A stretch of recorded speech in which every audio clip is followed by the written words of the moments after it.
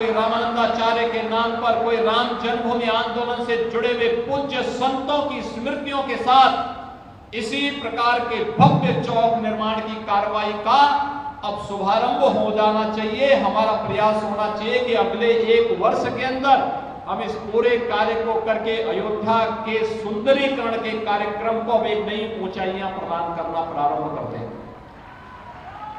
अयोध्या विकास की ढेर सारी योजनाएं अब क्रियान्वित हो रही हैं। आपने देखा होगा अयोध्या को समर्पते हुए दीपोत्सव कार्यक्रम के साथ आदरणीय प्रधानमंत्री जी की प्रेरणा से जब पहली बार दीपावली के अवसर पर भव्य दीपोत्सव का कार्यक्रम हुआ, उस भव्य दीपोत्सव के कार्यक्रम के बाद लोगों के मन में एक आस जगी थी। मैं जब भी अयोध्या आता था पूज्य संत यही कहते थे कि राम मंदिर का निर्माण कब होगा।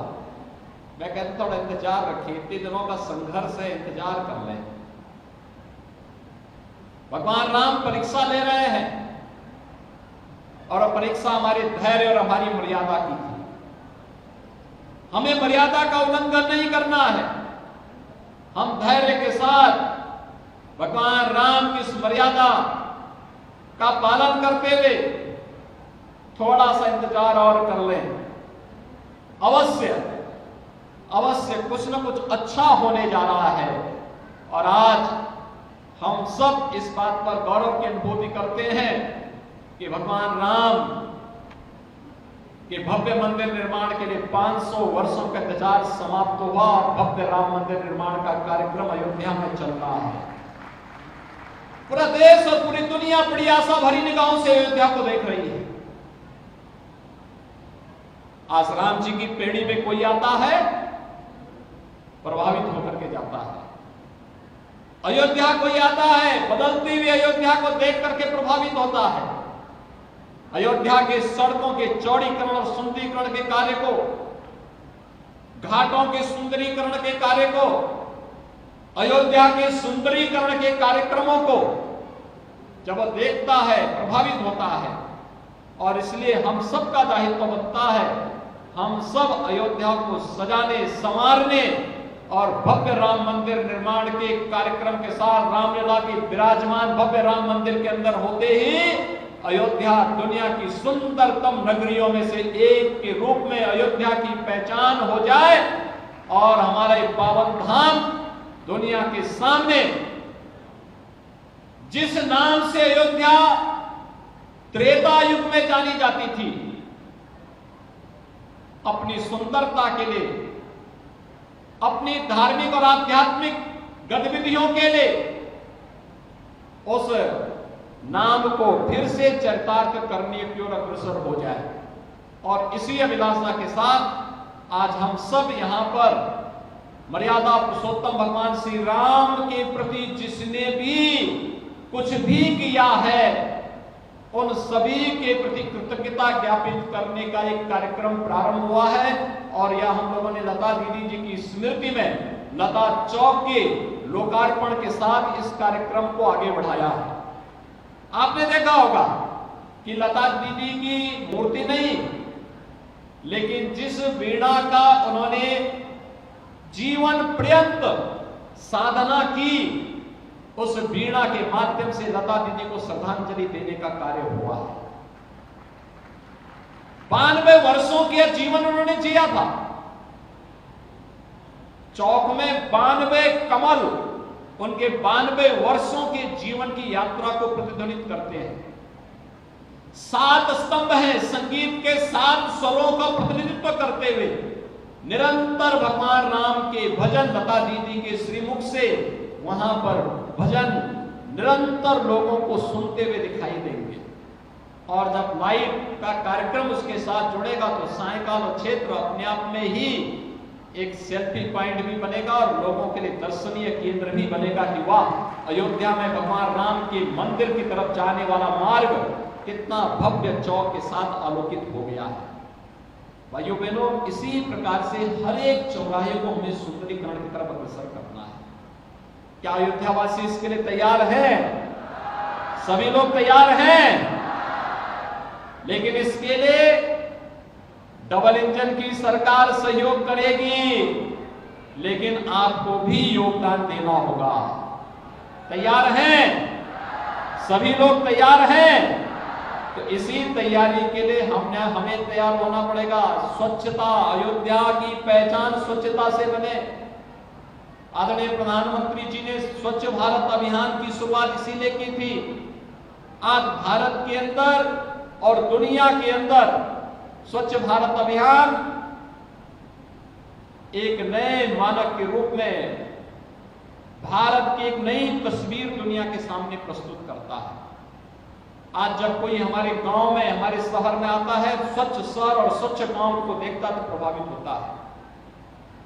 आज से 8 साल पहले इस प्रकार की स्थिति नहीं होती थी। गांव में कोई जाता था, पहले दर्शन गंदगी के होते थे।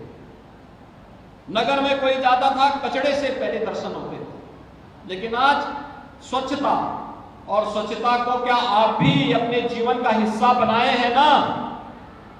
प्लास्टिक मुक्त अयोध्या, प्लास्टिक फ्री अयोध्या, क्या इसके लिए तैयार हैं? गंदगी कहीं नहीं करेंगे ना?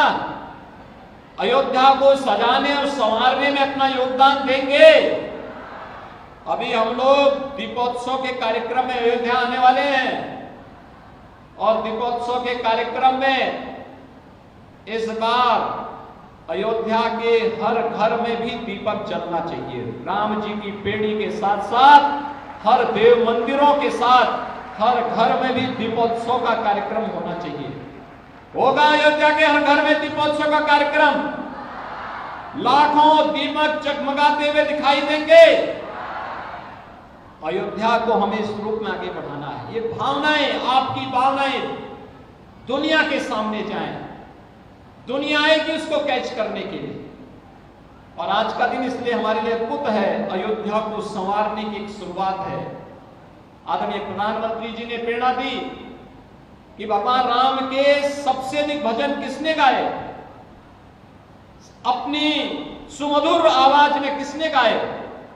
तो नाम आया लता जी का, लता दीदी का नाम आया। और लता दीदी की स्मृति में पहला चौक भव्य स्मारक के रूप में भगवान राम के भव्य मंदिर की ओर जाने वाले मुख्य चौराहे का पहला कार्यक्रम इस रूप में, जहां पर कोई भी आएगा, लता दीदी की सुमधुर आवाज में भगवान राम के भव्य भजनों को सुनकर के, दिव्य भजनों को सुनकर के वह आलोकित होगा और अंतःकरण से प्रफुल्लित होकर के भगवान राम के प्रति उनके मन में एक स्वतः स्फूर्त श्रद्धा का भाव जागृत होता हुआ दिखाई देगा। और भाइयों बहनों, अयोध्या के आते ही इस प्रकार का एक दर्शन अयोध्या के बारे में उसके मन में एक नई छाप लेकर के जाएगा। ऐसे ही हम लोग हर चौराहे को करें, कहीं पर रामानुजाचार्य जी के नाम पर, कहीं रामानंदाचार्य जी के नाम पर, कहीं पे महर्षि वशिष्ठ जी के नाम पर, कहीं पर महर्षि वाल्मीकि जी के नाम पर, कहीं पर संत तुलसीदास जी के नाम पर, कहीं पर अन्य राम जन्मभूमि आंदोलन से जुड़े हुए पूज्य संतों और महापुरुषों के नाम पर भी उन चौराहों की सुंदरीकरण के साथ साथ इस प्रकार का एक भव्य स्वरूप उन चौराहों का अगर हो जाए तो अयोध्या को संवरने और सजाने में देर नहीं लगेगी। हम लोग इस कार्यक्रम के साथ जुड़े हुए हैं और इसीलिए आज आप सबका आह्वान करने के लिए मैं आपके बीच में आया हूं। आपने विगत 5-5.5 वर्ष के अंदर अयोध्या को बदलते हुए देखा है। एक नई अयोध्या, आज यहां पर श्रद्धालुओं की संख्या भी किस रूप में उमड़ती भी दिखाई देती है, उसके अनुरूप हमें भी तैयार होना पड़ेगा। और मैं इस बात के लिए आपको आश्वस्त करता हूं कि डबल इंजन की सरकार अयोध्या के विकास के लिए, उत्तर प्रदेश के आध्यात्मिक उन्नयन के लिए, उत्तर प्रदेश की आस्था का सम्मान करते हुए कहीं भी विकास के कार्यों में कहीं भी किसी भी प्रकार का कोई रोड़ा नहीं आने देगी, कोई बाधा नहीं आने देगी। विकास का कार्य हमारी प्राथमिकता है। हम प्राथमिकता के आधार पर इसे करके अपने तीर्थ क्षेत्रों को एक नई पहचान देने का कार्य करेंगे। और आज का दिन तो अद्भुत है। आज लता दीदी की भी पावन जयंती है और आज सरदार भगत सिंह जी की भी पावन जयंती है। आपने देखा होगा चंडीगढ़ एयरपोर्ट का नामकरण आदरणीय प्रधानमंत्री जी ने सरदार भगत सिंह जी के नाम पर किया है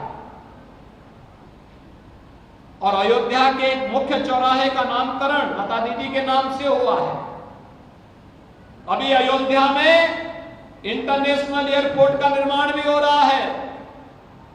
अब देश और दुनिया की, कभी कहते हैं ना भगवान राम लंका से अयोध्या पुष्पक विमान पर आए थे, अब हम कह सकते हैं हर बार दीपोत्सव के कार्यक्रम में हम भगवान राम को यहां पर राज्य सरकार के हेलीकॉप्टर से एक पुष्पक विमान की प्रतिकृति के रूप में उनको यहां पर ला करके यहां पर अभिषेक के कार्यक्रम को संपन्न करते रहे हैं। पूज्य संतों के सानिध्य में कार्यक्रम होता रहा है।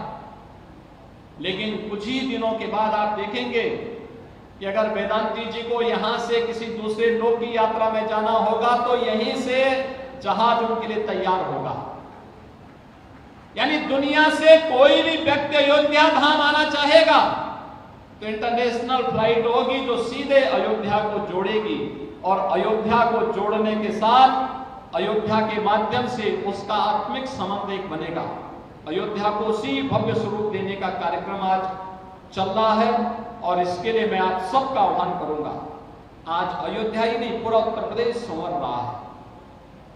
काशी में देखिए, काशी विश्वनाथ धाम आदरणीय प्रधानमंत्री जी की प्रेरणा, मार्गदर्शन और नेतृत्व में कितना भव्य हुआ है। अकेले सावन के महीने में काशी में 1 करोड़ श्रद्धालु आए थे काशी विश्वनाथ धाम दर्शन करने के लिए। ऐसे ही विंध्यवासिनी धाम में ये शारदीय नवरात्रि है और शारदीय नवरात्रि में मां शारदा की वीणा अयोध्या में मुख्य चौराहे पर विराजमान हो गई। यानी मां वीणा की, मां शारदा की कृपा एक बार फिर से अयोध्या पर बरसने वाली है। मां लक्ष्मी की कृपा अयोध्या पर बरसने वाली है और शारदीय नवरात्रि है। जगत जननी मां भगवती की कृपा तो अयोध्या पर सदैव ही बरसती है क्योंकि राम राज्य की धरती है। आज विंध्यवासिनी धाम भी इसी भव्यता के लिए वहां पर कार्य हो रहा है। हम नैमिषारण्य का विकास भी करने जा रहे हैं। प्रयागराज को कुंभ की धरती है, वहां का विकास भी इसी भव्यता के साथ हम आगे बढ़ाने जा रहे हैं। उत्तर प्रदेश के अंदर यह आध्यात्मिक विकास की यात्रा तो है ही, आस्था का सम्मान तो है ही, इसके माध्यम से लाखों युवाओं को रोजगार के साथ जोड़ने का कार्यक्रम भी इस पर्यटन विकास की इन संभावनाओं के माध्यम से हम लोग करने जा रहे हैं। लाखों नौजवान अलग अलग कार्यक्रमों के साथ जुड़ेंगे और उत्तर प्रदेश का नौजवान जो पहले रोजगार के लिए देश और दुनिया के अलग अलग भागों में जाता था, आने वाले समय में उसे कहीं भी जाने की आवश्यकता नहीं पड़ेगी। अयोध्या शोध संस्थान ने भगवान राम के इंसाइक्लोपीडिया को आज विमोचन भी यहां पर संपन्न हुआ है। शोध संस्थान की पत्रिका का विमोचन हुआ है और लता दीदी से जुड़ी हुई एक पुस्तिका भी आज मुझे यहां प्राप्त हुई है। मैं इसके लिए अयोध्या शोध संस्थान और इसके संपादकों को, लेखकों को हृदय से धन्यवाद देता हूं।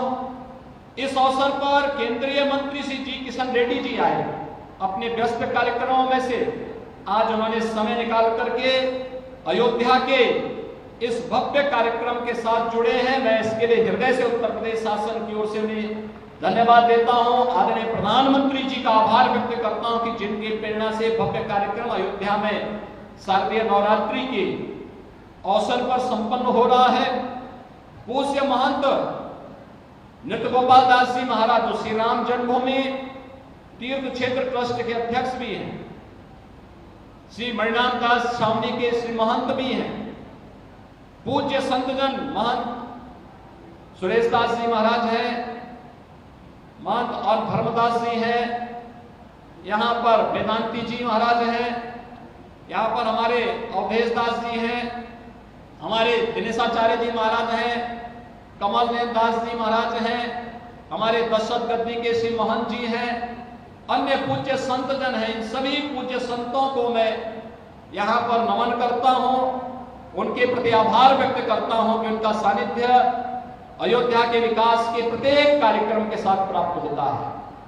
और यही तो विकास की यात्रा है। इन पूज्य संतों के सानिध्य में हम लोग अयोध्या को भव्य स्वरूप देंगे, एक नई ऊंचाई तक पहुंचाने का कार्य करेंगे और विकास की इस प्रक्रिया के साथ जुड़ते हुए अयोध्या दुनिया की सुंदरतम नगरी बनेगी। इस विश्वास के साथ एक बार फिर से मैं आदरणीय प्रधानमंत्री जी की प्रेरणा के लिए आभार व्यक्त करता हूं। अयोध्या के लता चौक के लोकार्पण के लिए अयोध्या वासियों को और भगवान राम के उन सुमधुर भजनों को जिन जिन श्रद्धालुओं ने सुना है उन सबको हृदय से बधाई देता हूं कि लता जी के श्रीमुख से कभी आपने भजन सुना होगा। आज अयोध्या में लता जी के इस चौक पर सदैव उनके भजन उसी प्रकार से गुनगुनाते हुए आप सुन सकते हैं और ये भव्य चौक सदैव लता जी की स्मृति को, भगवान राम के प्रति उनके समर्पण को, निरंतर उनकी याद को हमें स्मरण कराता रहेगा। इस विश्वास के साथ मैं एक बार फिर से आप सबको शारदीय नवरात्रि और विजयादशमी की हृदय से बधाई देते हुए आप सबका आह्वान करूंगा। भव्य दीपोत्सव के लिए हम अभी से अपनी तैयारी करेंगे। आप सबके प्रति मेरी शुभकामनाएं। धन्यवाद।